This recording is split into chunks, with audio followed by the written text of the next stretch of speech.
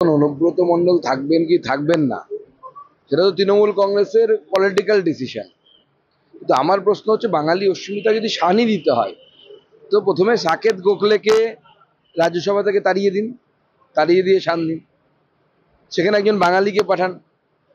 লোকসভাতে ইউসুফ পাঠানকে দিয়ে ইস্তফা করিয়ে কোনো ভারতীয় বাঙালি মুসলিমকে তার জায়গায় দাঁড় করান। কীর্তি আজাদ ঝাঁকে ইস্তফা করান, ইস্তফা দিয়ে তার জায়গায় কোনো বাঙালি তৃণমূল নেতাকে সেখানে দাঁড় করান। যিনি জিতলে তিনি লোকসভায় যাবেন।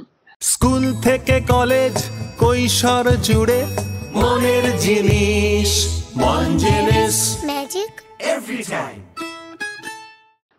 এমনকি শত্রুঘ্ন সিনহাকেও আমার মনে হয় তাহলে ইস্তফা দিয়ে তার জায়গায় বাঙালিকে দাঁড় করিয়ে বাঙালিকে পাঠানো উচিত তাকে লোকসভাতে।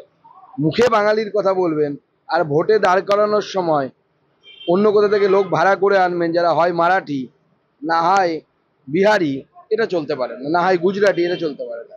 আচ্ছা, আপনি তো পার্লামেন্ট যাচ্ছেন, 10টা 20-তে অভিষেক বন্দ্যোপাধ্যায় পার্লামেন্টে যাচ্ছেন, উনি বাংলা বলবেন আজকে সারাদিন সংসদে, শুনবেন নাকি সেই সব? কি বাংলা না, বাংলা তো আমরাও ভাষণ দিয়েছি।